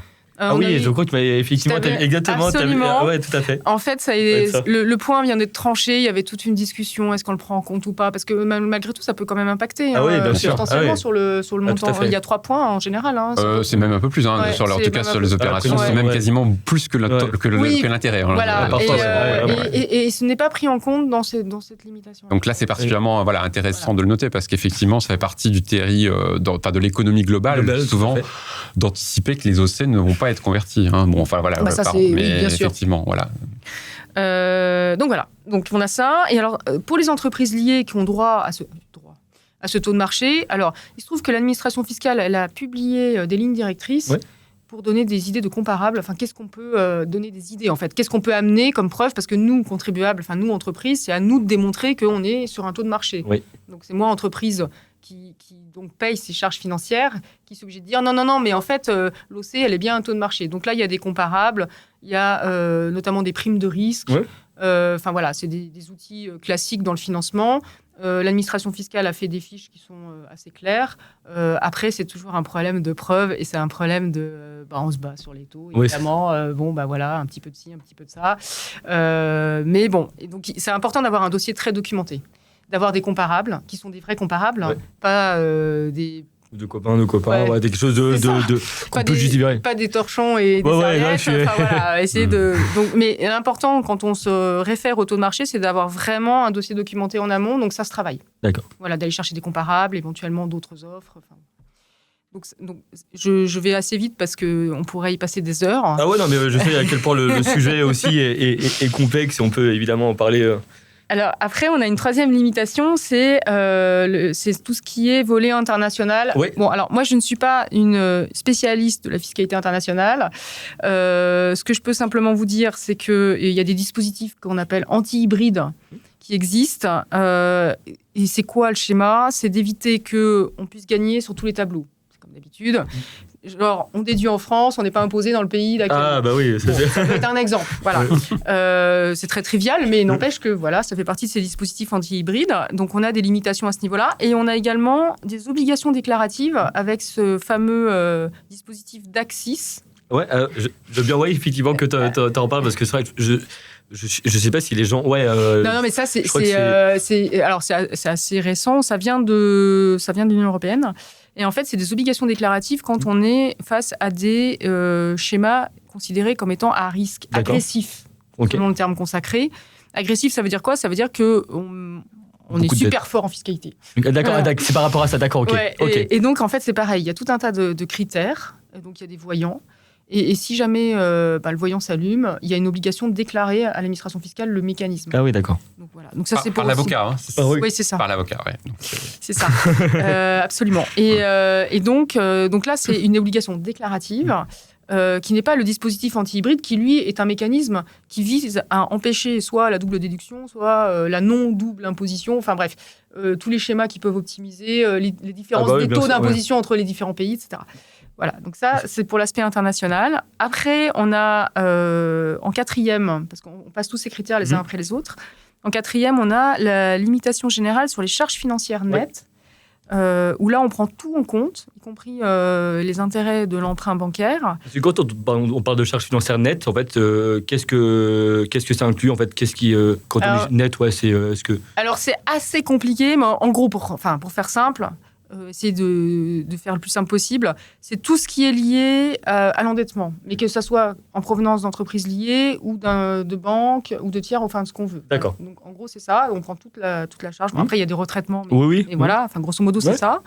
Et on va regarder, alors on va sur une entreprise lambda qui n'est pas dans un groupe consolidé, etc. Il y a deux limites, 3 millions d'euros, ça c'est la limite, voilà. Ou alors, si c'est au-dessus, 30% de l'EBITDA fiscal. Voilà. Alors, l'EBITDA fiscal, c'est... l'EBITDA fiscal, c'est en gros, c'est l'EBITDA, mais on rajoute bien évidemment les charges financières. Il y a tout un calcul avec des provisions, etc. Les amortissements, tout à fait. Voilà. Donc, on prend le plus élevé des deux montants. Alors, souvent, dans les LBO qu'on traite, on n'est pas impacté par ça parce qu'on est en dessous de 3 millions quand même de charges annuelles. C'est annuel. Ouais, parce que annuel, 3 millions, il faut quand même y aller. Il faut quand même y aller. Mais bon, voilà. Ça on sait faire. Vous savez faire. Ça peut se produire. Surtout que cette limite de 3 millions peut être abaissée à 1 million quand on se retrouve avec des sociétés sous-capitalisées. Ouais. Et donc, qu'est-ce que c'est des sociétés sous-capitalisées ? C'est des sociétés qui ont en fait privilégié, alors je vais dire ça comme ça, mais qui ont privilégié l'endettement aux capitaux propres. Voilà. Donc, c'est l'endettement qui est supérieur à 1,5 fois les capitaux propres. Alors là, c'est pareil, il y a tout un tas de calculs super compliqués. Donc, nous, on prend nos tableurs Excel et tout. Je ne vais pas rentrer non plus dans le détail, surtout que ça n'a pas d'intérêt. Ce qui est intéressant à la fin, c'est combien il reste. Et donc là, en fait, ces sociétés qui sont sous-capitalisées, elles sont limitées à 1 million d'euros ou 10% de l'EBITDA fiscal. Voilà. Et après, il y a aussi deux autres ratios à regarder, l'autonomie financière et le ratio d'endettement par rapport à un groupe, ou si on est dans un cas d'un groupe, ou pas. D'accord. Et enfin, le fameux amendement Charras. Merci. Donc l'amendement Charras, c'est en gros, C'est pour éviter que, voilà, moi j'ai ma petite société et puis je me dis, tiens, j'aimerais bien sortir du cash. C'est valorisé 3 millions d'euros, je dis n'importe quoi. J'ai un effet fiscal super intéressant sur ma plus-value parce que j'ai constitué ma société avant 2018. Donc je vais me faire un super gain, une super plus-value et très peu fiscalisée. Mais tiens, je vais constituer une holding, elle va s'endetter et grâce à ça, je vais pouvoir me faire un achat moi-même. Oui. Bon. Et donc l'amendement Charras vise à limiter en fait ce type cette optimisation. Et tout simplement en réintégrant la part des intérêts qui correspond au rachat à soi-même. Oui. Alors là, mon exemple est super trivial, on est bien d'accord. Mais souvent, en fait, ce qui se passe, c'est que dans les opérations qu'on accompagne, on a souvent, par exemple, 3-4 dirigeants fondateurs. Là, donc, ils vont réaliser une partie de leur plus-value, réinvestir une autre partie. Donc, ils vont se retrouver contrôlant à la fois de la cible et à la fois de la société qui va acquérir aux côtés d'un fonds, éventuellement, la cible, d'accord ? Donc, on est dans ce dispositif-là. Mais souvent, il y en a un qui veut se retirer. Enfin, il reste là juste... il n'est pas forcément contrôlant. Il réalise une grosse partie de sa plus-value. Il veut faire monter des managers au capital. Enfin, voilà. Donc, il y a tout un ensemble de conditions qui font que ce Charras va plus ou moins s'appliquer. Ouais. Et nous, notre job de fiscaliste, c'est de faire en sorte qu'il s'applique le moins possible. Oui, bien sûr, oui. Voilà, dans un cas comme ça d'OBO. Et donc, pour ça, on va regarder, justement en concertation avec les avocats M&A, on va commencer à regarder les pactes d'actionnaires et les statuts. Parce qu'il y a cette notion de contrôle qui est fondamentale. Cette notion de contrôle qui doit être appréciée au moment de l'acquisition, au niveau de la situation de la cible, et également au niveau de l'acquisition, au niveau de la situation de l'acquéreur, la holding qui acquiert. Et donc, il y a toute une notion de contrôle donc, par une seule personne ou par plusieurs personnes. Et par plusieurs personnes, c'est du contrôle conjoint avec une action de concert. Ouais. Et c'est là où on va regarder un petit peu les actes juridiques pour voir s'il n'y a pas une action de concert aussi. Qui, avec un contrôle conjoint, matérialise un contrôle. Et donc là, patatras, on se retrouve avec une réintégration totale. Voilà. Donc notre boulot, ça va être ça. Pour répondre donc à ta question, les impacts fiscaux au niveau de la structuration financière, ça va être d'essayer de limiter tout ce qui est réintégration d'une partie des charges financières et qui viendrait donc limiter l'optimisation fiscale, si je puis dire, mais pas dans son sens agressif, légal, et donc l'effet de levier fiscal. Et donc, quels seraient tes conseils là, pour un dirigeant qui chercherait justement peut-être à anticiper, à sécuriser cette partie fiscalité du financement 2-3 conseils, je ne sais pas si tu as pour éviter de faire des erreurs, pour éviter de... Alors justement, c'est qu'il faut bien avoir tous ces mécanismes en tête. Alors le dirigeant, il n'a pas à savoir qu'il y a un Rubik's Cube avec 6 couleurs. Enfin, voilà. Enfin, ça, il peut garder en tête parce que c'est assez visuel, mais dans le détail, c'est pas son job. Par contre, effectivement, il faut bien avoir en tête. Enfin, il faut s'adresser aux bons experts pour déterminer, pour poser des chiffres tout simplement. Et à la fin, déterminer selon le mécanisme quelle est la partie des intérêts qui va pouvoir être déduite du résultat fiscal en toute sécurité ou pas, quel est le degré de risque, comment on structure, voilà. Mais en fait, juste pour... c'est l'intérêt, effectivement, dans ce qu'on appelle finalement le structure mémo, dans notre métier, c'est vraiment le jargon, c'est ça. Mais le mémo de structure, il est essentiel, c'est-à-dire qu'il va effectivement être la base sur laquelle on va fonder l'opération d'effet de levier, parce que c'est des opérations extrêmement complexes quand même, où il y a beaucoup, effectivement, on a vu d'aspects fiscaux, il y a des aspects juridiques. Tout ça doit être validé par une note en amont qui va être réalisée par les avocats, fiscalistes et corporate, pour finalement s'assurer de l'anticipation de tous les effets juridiques et fiscaux de l'opération. Et voilà. Alors, après, juste par rapport à cette problématique là du contrôle conjoint, effectivement, c'est-à-dire que l'amendement Charras, il a été jugé que ça s'appliquait aux opérations type LBO, et qu'on a notamment cette problématique de la détermination du contrôle, qui va être apprécié à chaque fois ce qu'on appelle in concreto, c'est-à-dire en regardant en vrai. Ouais, en vrai, parce que le dirigeant j'aime beaucoup in concreto. C'est ça. Très bien, j'aime beaucoup. Et voilà. Et donc, non, mais on va regarder concrètement les stipulations du pacte. Donc après, la question mais c'est ce qui peut se poser, c'est de savoir jusqu'à finalement qu'est-ce qui doit guider est-ce que c'est le droit fiscal doit primer finalement les accords entre associés, à des fins d'optimisation, ou est-ce que finalement ça doit quand même être ce que les parties veulent en termes de répartition du pouvoir, finalement au sein d'un comité stratégique, comme souvent c'est le cas, etc. Quels vont être les nombres de décisions qui vont avoir un droit de veto, qui va être membre du comité stratégique. Tout ça va intervenir dans la qualification de finalement la participation au contrôle conjoint d'un associé. Et en fait, plus il va y avoir d'associés qui étaient déjà des associés avant l'opération, qui vont réinvestir et qui vont être dans ce contrôle conjoint, moins l'optimisation sera possible. C'est assez clair. Bien sûr. Donc Après, là, il y a une réflexion à avoir. C'est ça. Mais après, alors, juste pour revenir sur l'amendement Charras, ça s'applique bien. Alors, c'est évident, mais je le redis, ça s'applique uniquement en cas d'intégration fiscale. Donc, avec Samuel, on se pose des fois la question aussi de savoir, mais est-ce qu'on met une intégration fiscale ou pas? Ouais, non, mais clairement. Et vous posez toutes les questions en amont. C'est ça, on va même jusque dans ce degré de finesse-là. Parce que, bon, évidemment, tout le monde pense à ça, mais oui, mais en fait, non. Enfin, des fois, c'est pas si intéressant. Exactement. Et pour en revenir à ce que tu disais, moi, ma philosophie, assumée, c'est de dire le fiscal suit le juridique. C'est-à-dire que moi, je vais pas faire une usine à gaz pour optimiser fiscalement. Oui. C'est-à-dire que c'est d'abord l'opérationnel, parce que derrière, il va falloir que ça tourne. Bah oui. Concrètement, si c'est monter un truc complètement artificiel, ça marchera pas. Donc, totalement d'accord avec toi. Donc voilà, donc moi en fait, voilà, je fais au mieux par rapport à un contexte donné, mais je ne vais pas tordre le contexte pour arriver à... Et ça, effectivement, le structure mémo sert à ça, c'est-à-dire qu'à la fin, on chiffre. En fait, moi, je chiffre clairement pour dire, voilà, il y a ça, tel impact, etc. Et justement, comment vous avez... Parce qu'on voit et on se rend compte très vite que le succès d'une opération, c'est aussi une bonne équipe. Tu l'as rappelé tout à l'heure en introduction, Sandrine. Donc, d'être bien entouré et donc d'avoir des avocats qui ont cette connaissance fiscaliste et cette connaissance aussi M&A. Justement, alors comment vous travaillez ensemble, en fait, concrètement, dans les faits, comment vous pouvez collaborer ensemble sur un dossier entre avocats fiscalistes et avocats M&A? Voilà, comment vous intervenez de concert ensemble pour un dirigeant d'entreprise qui souhaiterait justement peut-être se lancer dans ce type d'opération? Je dirais que le structure mémo, c'est vraiment l'élément clé en fait de l'intervention conjointe du fiscaliste et de l'avocat corporate M&A, parce qu'effectivement, c'est le document qui va servir de guideline, qui va servir de fondement à l'opération, et qui va nous permettre de faire les bons choix fiscaux et d'anticiper l'ensemble des risques. Et c'est ce travail, et donc ce structure mémo, on va se répartir les tâches, c'est clairement entre la partie corporate, la mise en place de la holding, les apports en nature, le calcul de l'équité du rapport d'échange dans le cadre de l'apport en nature.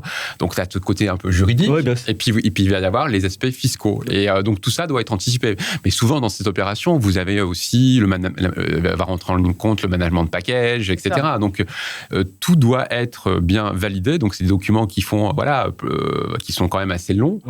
Mais c'est aussi l'intérêt de faire appel au legal design. Je pense que même là, l'intérêt d'expliquer clairement, parce que ce structure mémo, il va être lu effectivement par éventuellement les banquiers.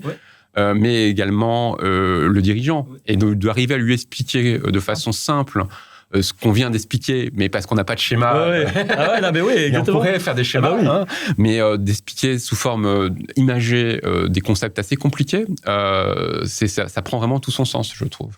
Est-ce qu'il y a un ordre de priorité? Par exemple, est-ce que moi, je dois aller, si je suis un dirigeant, je finance une acquisition, est-ce que je dois aller te voir toi en premier, Samuel, ou alors Sandrine, toi en premier? Voilà, en fait, tu peux aller voir l'un d'entre nous, peu importe, mais nous, on va tout de suite se mettre en relation. C'est ça, d'accord, ok, très bien. On va vraiment bosser ensemble en amont, parce qu'en fait, toutes ces questions-là, elles doivent vraiment être envisagées.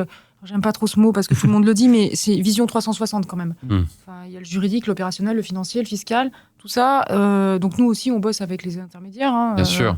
On peut pas se passer, on peut pas être juste dans notre coin, en expert dans notre coin, sur la lune. Et puis on travaille avec les banquiers d'affaires, avec on est obligé. C'est essentiel. Donc peu importe en fait, à partir du moment où, nous de toute manière, on a notre équipe, pas forcément au cabinet, mais on travaille en partenariat et on a ce qu'il faut pour pouvoir travailler en bonne intelligence.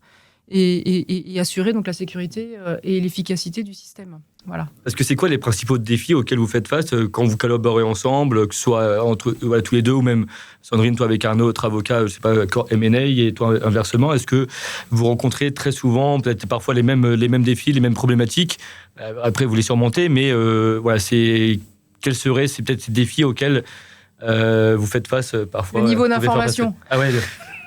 La qualité de l'information. Qui est donnée donc par le management, par le dirigeant, c'est ça? Oui, et le degré de connaissance aussi. C'est à nous de faire un effort. Un effort, moi j'adore faire ça. Ouais. Non, mais voilà. je comprends. Il faut faire attention à la façon dont on fait passer les messages, d'expliquer les choses. Ensuite, on sait tous qu'on a nos filtres de réception d'une information, donc il faut s'assurer qu'en face c'est bien compris. Il y a l'identification des risques aussi. Voilà. Et puis, pas avoir les yeux plus gros que le ventre. Souvent, on a ça aussi sur le niveau des dirigeants, parce que je veux survaloriser ma boîte. Ah oui, bah oui.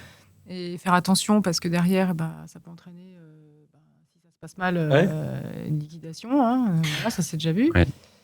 Je crois qu'il y a un effort aussi pratiquement d'accompagnement psychologique du dirigeant qui va avoir à sa première acquisition et son premier financement d'acquisition, parce que c'est quelque chose d'assez complexe. Il faut le préparer psychologiquement parce que il va être soumis quand même à une certaine forme de torture. Je dirais pour lui, le dirigeant, effectivement, parce qu'il va avoir des auditeurs financiers, ils vont avoir des auditeurs dans tous les sens qui vont débarquer. Alors peut-être maintenant c'est souvent des data rooms électroniques, mais il va y avoir quand même un certain nombre de vérifications qui sont faites, d'audits qui vont parfois même remettre en cause sa gestion. C'est-à-dire que parfois, on va lever des lièvres, on va lever des risques. Et le dirigeant de PME, de TI, lui, il n'avait pas vu ces risques. Et des fois, lui, il est très, très confiant parce qu'il a déjà fait appel à des avocats, mais qui parfois n'avaient pas... il y a forcément des choses qui sont peut-être découvertes dans les audits et ça ne va pas forcément faire plaisir au dirigeant. Après, quand il va lire le contrat bancaire qui fait 200 pages avec tous les engagements de faire, de ne pas faire, etc. Parce que c'est ça, le niveau d'un LBO, le classique, c'est des contrats qui sont un peu types, et c'est ce qu'il faut expliquer, c'est que c'est pas contre lui, c'est simplement, c'est pas parce que la banque n'a pas confiance, mais c'est du market practice, et que donc il faut se glisser dans la peau, et lui expliquer que simplement la banque fait son travail. Et donc là, il y a un travail de pédagogie pour qu'il s'énerve pas trop. Ah ouais. C'est ça. C'est important. Mais c'est important effectivement d'accompagner psychologiquement le dirigeant à la longueur du processus, parce que ça va lui prendre du temps. Ah oui.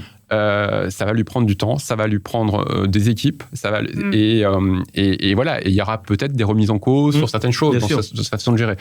Mais ça fait partie aussi de l'intérêt de ce type d'opération. C'est aussi un processus transformationnel, je trouve, de l'opération. C'est-à-dire que la société, elle acquiert une cible, mais elle se transforme elle-même. Et il y a aussi la compétition, parce que bon nombre d'acheteurs aussi, parfois, déjà pour trouver une cible vendeuse, c'est pas évident. Enfin, la cible, parce que tout le monde recherche la cible parfaite. La pépite. Exactement. Et donc, forcément, une belle boîte, elle va être le dirigeant. Il sait qu'il a une belle boîte, il va forcément mettre en compétition très souvent avec d'autres acheteurs.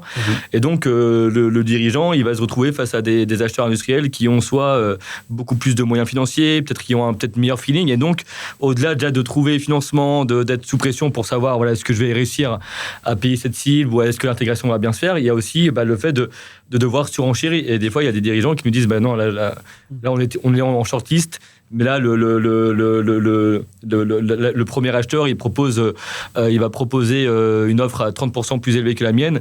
Et alors il y en a qui renchérissent une première fois, mais après à un moment donné il y a le sentiment de surpayer parfois une entreprise. Donc c'est vrai que tout ça rajoute de la pression psychologique. Il y a un vrai besoin d'écoute sur les avocats. C'est vrai que vous vous rentrez vraiment aussi dans l'intimité des dirigeants. Donc c'est pas que de la finance, pas que de la fiscalité ou du juridique. C'est beaucoup de compréhension humaine. C'est ça. Surtout quand on a affaire aux dirigeants d'une PME qui n'a pas forcément l'habitude. Après, une fois qu'on en a fait on commence à connaître, etc. Mais la première fois, effectivement, il a vraiment besoin d'être accompagné, le dirigeant, et d'être guidé, rassuré. Et c'est vrai que là, c'est important, le lien de confiance qui peut être créé avec lui. La confiance, c'est un facteur clé. Ça.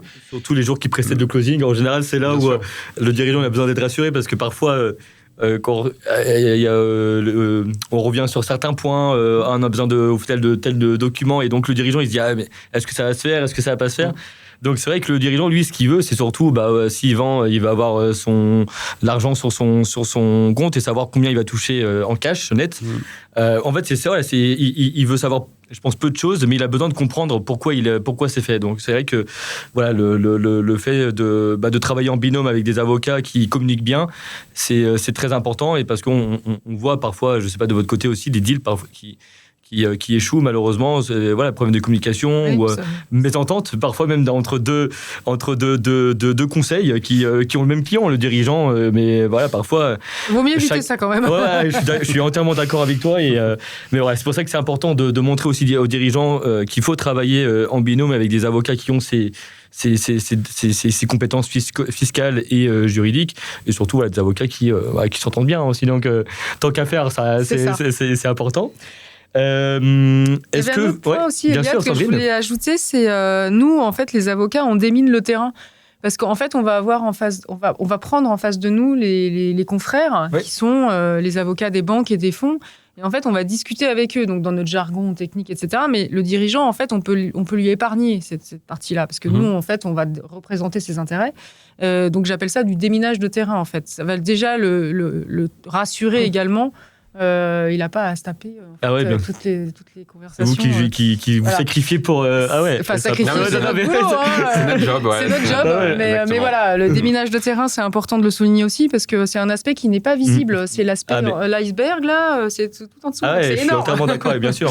Et c'est pour ça que ça dépend aussi, la qualité de votre intervention dépend beaucoup du niveau d'information, au final, que vous avez. Nous, on le voit en tant que banquier d'affaires, entre guillemets, on voit que parfois, pour avoir des informations, ça peut être compliqué, donc ça rassure jamais les autres parties, ça rassure ni les investisseurs qui parfois doivent attendre au compte-gouttes les documents, donc ils disent attends, il y a quelque chose qui va pas. Les banquiers qui eux, forcément, ils ont encore plus besoin parce que on le finance, le capital. On peut faire des opérations sponsorless sans fonds, mais les opérations effet de levier, il y aura toujours une part de dette, donc les banques, elles ont besoin d'être rassurées, au-delà de mettre en place des garanties, elles doivent se dire que le dirigeant, il gère bien sa boîte, que c'est bien géré en interne, parce que des fois, je sais pas vous, j'imagine même de votre côté, pour parfois même des documents simples, mais c'est envoyé au compte-gouttes, ou alors il faut que je vois avec ma compta, mais ma compta, je crois qu'elle sait pas forcément où est-ce que c'est mis, voilà. Donc l'importance de bien gérer, d'avoir des reporting clair, parce que c'est beaucoup de temps de gagner. Et c'est un travail préparatoire qui doit être fait par l'avocat Emene notamment, en lien avec le banquier d'affaires. Mais d'ailleurs, de ce point de vue-là, on est presque des gestionnaires de projet en réalité. Et de l'avocat Emene, il est effectivement juriste, mais il doit savoir gérer les différents intervenants, mettre de l'énergie pour finalement faire avancer le process. Et pour moi, c'est vraiment l'un des cœurs de notre métier finalement. Et c'est aussi ce qui rend intéressant ce métier d'ailleurs. Bien sûr. On n'est pas là pour empêcher le monde de tourner. Ah oui.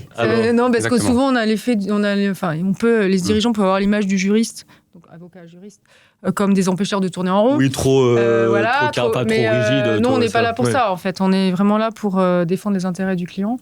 Mais bien sûr, et à faire avancer le deal. C'est dans les intérêts de chacun. Je veux dire, il n'y a pas de raison que.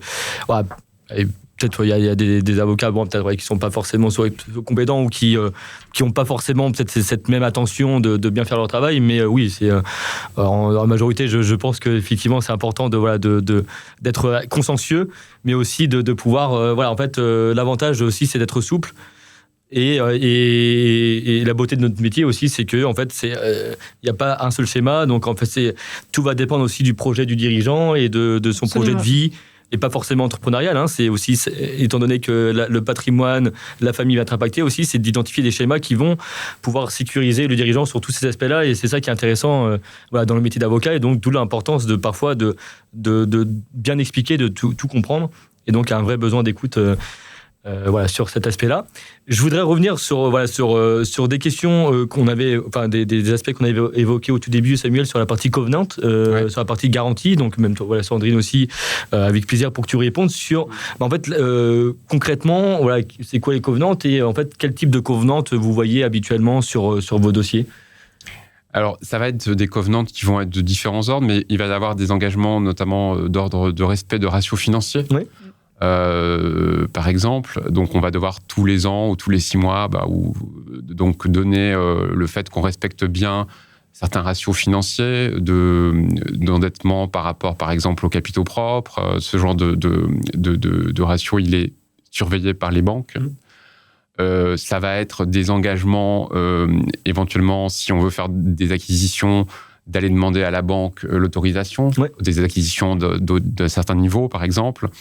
Ça va être des covenants par exemple, on ne va pas pouvoir donner de sûreté également, sans avoir l'autorisation préalable de la banque. Tout un tas d'engagements de faire et de ne pas faire. Et ça va être également tout un aspect reporting. Il n'y a pas que donc on va devoir donner de façon régulière un reporting. Ça, c'est vrai pour les fonds d'investissement, tout particulièrement. Ils vont apprécier effectivement qu'il y a un reporting régulier. Ça va être un reporting mensuel, trimestriel, semestriel sur ce qui se passe dans la société. Donc là, on va devoir, souvent, on va demander à la société de renforcer un peu son côté DAF, pour finalement avoir des personnes qui sont qualifiées pour pouvoir faire ce reporting financier, parce que ça demande du temps. Et la banque également, elle est preneuse, mais à un moindre niveau d'un reporting financier de la société. En termes de covenant, on a vraiment tout un tas de listes qui sont prises, parce que ça, c'est les covenants bancaires que j'ai cités. Après, sur les fonds d'investissement, il va y avoir, ils vont rentrer un peu plus, pareil, pas dans la gestion, parce qu'ils ne vont pas s'immiscer dans la gestion, mais ils vont devoir quand même être consultés sur tout ce qu'on va appeler les décisions stratégiques. Ouais, bien sûr. Et donc, on va avoir une liste de décisions stratégiques à négocier, qui vont être les décisions qu'on va considérer comme pouvant potentiellement impacter le BP, qui est un peu la pierre angulaire de l'investissement du fonds. C'est-à-dire, il a investi sur une société sur la base d'un BP, et il va considérer le fonds que si j'ai une décision qui va potentiellement impacter son BP, il va falloir qu'il soit informé, voire qu'il puisse donner son avis, et éventuellement que cet avis soit favorable, soit nécessaire pour que la décision puisse être prise. Oui. C'est une sorte de droit de veto. On n'aime pas appeler ça le droit de veto, mais c'est concrètement une sorte de droit de veto sur certaines décisions stratégiques, sachant que l'investisseur financier n'est pas un empêcheur, mais il va quand même surveiller effectivement que l'argent qu'il a mis dans la société soit utilisé dans le cadre d'un respect de ce qui a été promis à l'origine d'un BP. Même si on sait tous que le BP, c'est pas quelque chose, c'est pas la Bible, qui va pas forcément être respecté à la lettre, mais disons, en tout cas, voilà, ça permet quand même d'avoir une idée des dépenses qui doivent être faites, des dépenses d'investissement, etc., qui doivent être faites par la société dans le cadre dans les 5 ou 6 ans durant laquelle le fonds va vivre la société va vivre avec un fonds à son capital. Merci beaucoup, Samuel. Sandrine, est-ce que tu voulais rajouter quelque chose par rapport au covenant ou tout a été dit par Samuel? Non, il y a juste l'aspect assurantiel peut-être qu'on n'a pas abordé. Les assurances hommes clés, c'est pas franchement des covenants, mais c'est des garanties supplémentaires qui sont souvent demandées, notamment quand il y a plusieurs associés fondateurs au capital, pour garantir qu'est-ce qui se passe en cas de décès, des accidents de la vie, des choses comme ça, et les assurances hommes clés, donc on appelle ça comme ça. Et ça, c'est tout. Et très souvent, c'est quand c'est des OBO ou on va très souvent demander, en tous les cas, c'est quasiment demandé tout le temps. Il faut surtout négocier. Après, votre rôle, c'est de négocier le montant, limiter. C'est ça, le montant en fait garanti. Et puis il y a des délégations d'hommes clés aussi qui sont souvent demandées. En fait. Et dans tous les cas, les covenants, vous n'avez jamais vu de dossier sans covenant. Il y a quel que soit les dossiers, il y a toujours des covenants. Et que ce soit dans les bancaires, dette senior, dette mezzanine, et puis vous en avez aussi dans tout ce qui est obligations convertibles. Vous avez un certain nombre d'engagements, de reporting, de faire, de ne pas faire. C'est vraiment la market practice. Après, évidemment, on peut essayer de limiter un peu ces covenants et de les diminuer un petit peu. Ça va être le rôle de la négociation. Ouais. Mais il faut quand même rester raisonnable par rapport à une pratique de marché et qui est en droit d'attendre votre prêteur, ou votre fonds d'investissement. Sachant que tout ça, c'est quand même fait, effectivement. Si la société va bien, en réalité, on va peu aller voir, pour quand même être un peu concret. Ça va, effectivement, les covenants, on va les regarder, mais si la société finalement délivre, rembourse en temps et en heure ses intérêts, son emprunt, a des bonnes performances financières, on va aller un peu moins voir le pacte d'associés ou ce qui est écrit dans le contrat d'obligation convertible ou dans la dette bancaire.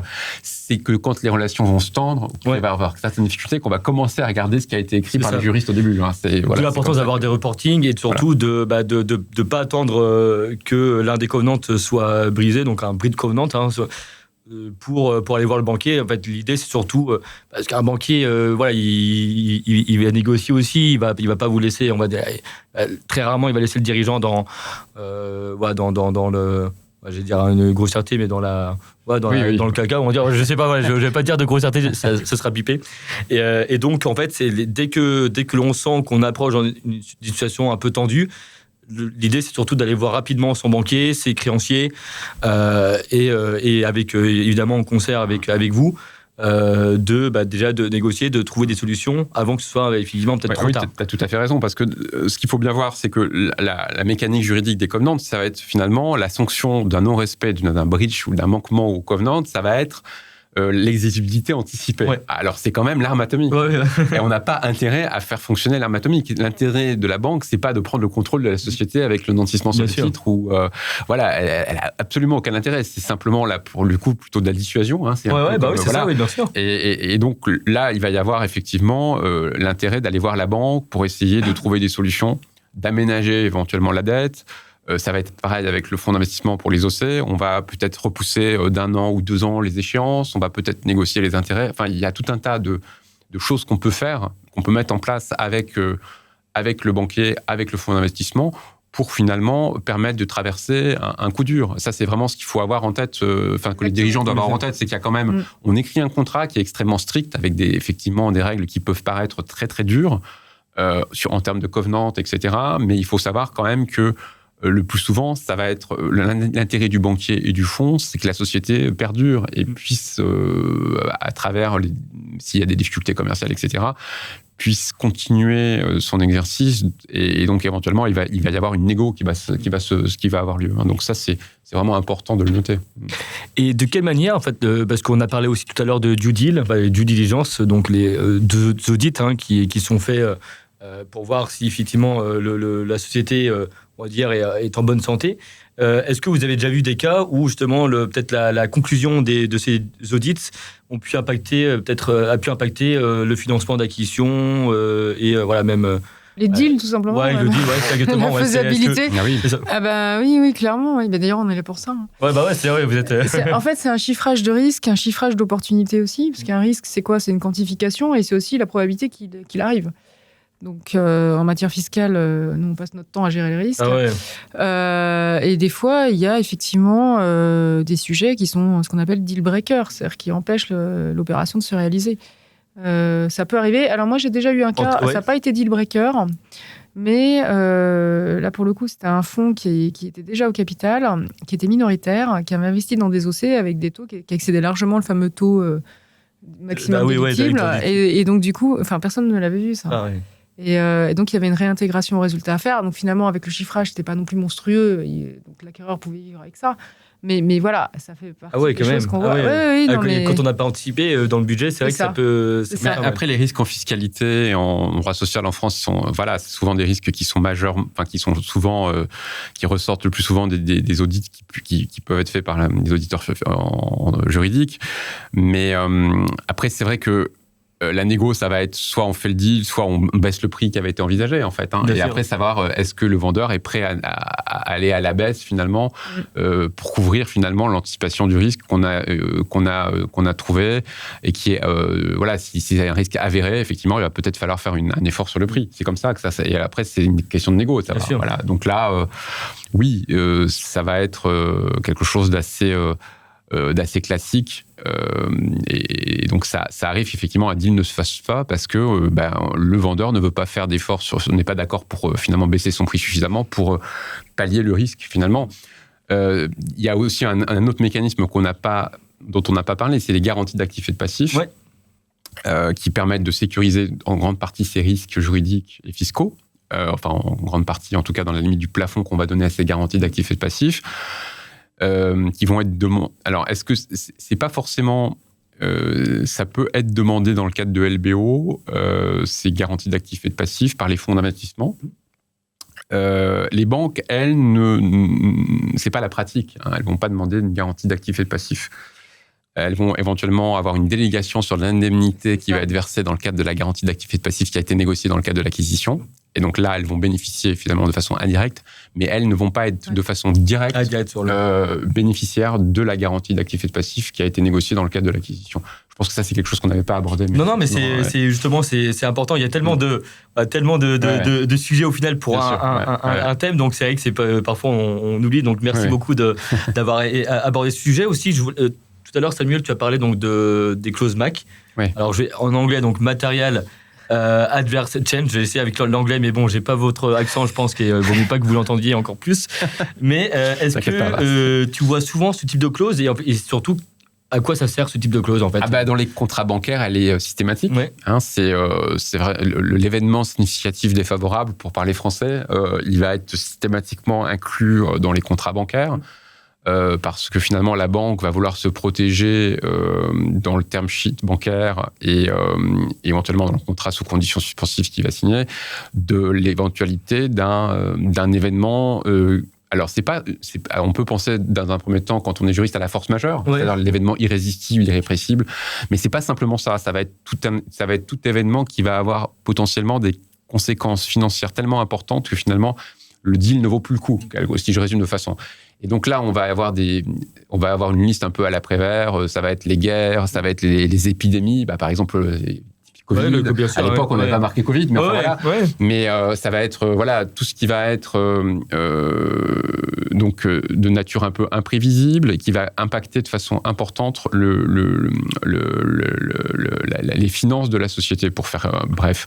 Après, là, le rôle de l'avocat M&A, ça va être de négocier d'essayer d'avoir une objectivation de cette clause vis-à-vis de la banque pour lui donner des limites financières, c'est-à-dire de dire, à partir de quand on va pouvoir considérer vraiment que c'est une MAC clause. Il ne faut pas que n'importe quel événement puisse donner la possibilité de se sortir sans indemnité d'un deal. Vous avez déjà eu à faire ce type de cas où cette clause qui a été activée Oui, typiquement sur un deal, par exemple, sur un LBO type, par exemple, où il y avait une société qui était fortement sur l'Ukraine et la Russie. On était à 15 jours de l'opération. On avait tout préparé, toute l'opération de LBO qui avait été préparée. Et on avait vraiment tout, le financement bancaire, etc. Et au dernier, et juste c'était 15 jours, et à ce moment-là, déclaration de guerre, guerre en Ukraine. Et donc là, perte de 30% du chiffre d'affaires avec la Russie. Et en plus, il y avait des personnes qui travaillaient en Ukraine, etc. Donc là, en fait, le deal ne s'est pas fait. La MAC clause qui figurait dans le contrat bancaire, etc., a été mis en œuvre, effectivement. Et là, ça paraissait logique à tout le monde, en fait. Il n'y a pas eu tellement de discussion, parce que c'était tellement impactant sur cette société-là. Donc, je ne dis pas que la déclaration de guerre qu'a faite Vladimir Poutine à l'époque, c'était impactant pour toutes les sociétés, mais pour cette société-là, qui avait un fort investissement, un chiffre d'affaires réalisé en Russie important, ça avait un impact, forcément. Merci beaucoup. On approche de la fin de ce très bel échange. J'espère évidemment qu'on a abordé l'essentiel. Et dans tous les cas, c'est toujours compliqué de tout aborder dans un épisode d'1 heure et demie. Mais l'objectif, c'est justement de montrer les différents acteurs qui interviennent sur les financements d'acquisition. Et donc, c'est important pour moi que les dirigeants comprennent qu'il y a l'importance de bien s'entourer, donc avec des avocats qui sont compétents et dont c'est le métier. Donc les avocats fiscalistes sont fiscalistes et les avocats M&A ils sont M&A. Et c'est important parce que parfois, je pense aussi que ça vous arrive des dirigeants qui veulent prendre leur avocat peut-être de tous les jours, entre guillemets, mais sur des opérations comme celle-ci, j'insiste toujours à chaque fois sur l'importance de prendre des experts dont c'est le métier. Donc, un grand merci à tous les deux, Sandrine, Samuel, d'être intervenus. Je vais vous laisser à chacun le mot de la fin pour nous dire ce que vous voulez, et peut-être aussi rajouter des choses que j'ai peut-être pas, que j'ai omis, ou des questions que je n'ai pas encore posées. Donc, vous avez carte blanche, évidemment, pour cette fin d'échange. Le mot de la fin en très peu de mots. Donc déjà, un grand merci Eliade pour ce podcast. C'est pour moi. J'espère que les auditeurs auront bien compris tout le message qu'on a voulu faire passer.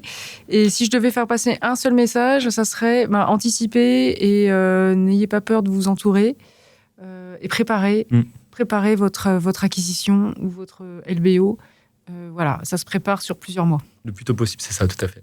Ouais, je rejoins tout à fait ce que tu dis. Je voudrais remercier Eliade pour tout le travail que tu fais de pédagogie et de, effectivement, à la fois par tout ce que tu publies sur LinkedIn, ton podcast, etc. Je trouve que c'est vraiment un travail formidable que tu fais de pédagogie vis-à-vis des dirigeants et puis éventuellement des étudiants qui peuvent écouter, etc. Ouais, moi, je trouve que, voilà, si j'avais, quand j'étais étudiant à la fac, que je faisais du droit des sociétés, pour moi, le M&A, ça restait vraiment un mystère. Ah oui, je sais, ouais, je suis arrivé effectivement chez le cabinet Salence, je ne savais pas ce que c'était qu'un audit, quoi, grosso modo. Et j'ai appris sur le tas. Mais maintenant, effectivement, je pense qu'on peut apprendre beaucoup par ton podcast. Et je vous recommande surtout, merci beaucoup Samuel pour ces bons mots, et je vous retourne le compliment parce que je vous conseille donc de suivre Sandrine et Samuel sur LinkedIn parce que vous faites aussi un vrai travail de pédagogie et je pense que rendre accessible le domaine juridique, fiscalité, je pense que ça demande encore plus de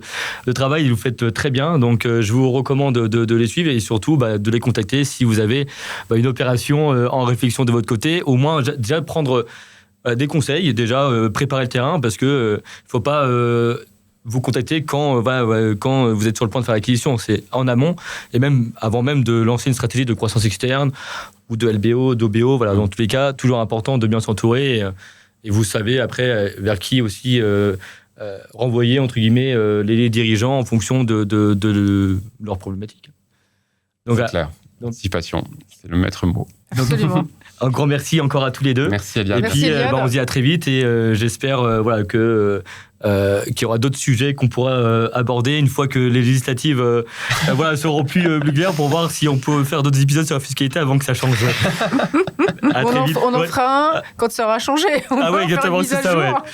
Parce que là, c'est vrai que sur les financements, je ne sais pas d'ailleurs, est-ce que vous pensez que ça peut impacter le taux d'IS après, va peut-être bouger, ouais. Je sais pas. Après, je pense que même ceux qui sont là aujourd'hui, les programmes, ils ont été faits à la va-vite. Je suis même pas sûr que ça soit très finalisé tout ça. Donc attendons de voir. Ça va peut-être bouger au mois d'août. Ouais. Donc exactement. Donc on attend de voir et en tous les cas on refera d'autres épisodes. J'avais parlé d'un sujet, un cash-out presque inexistant.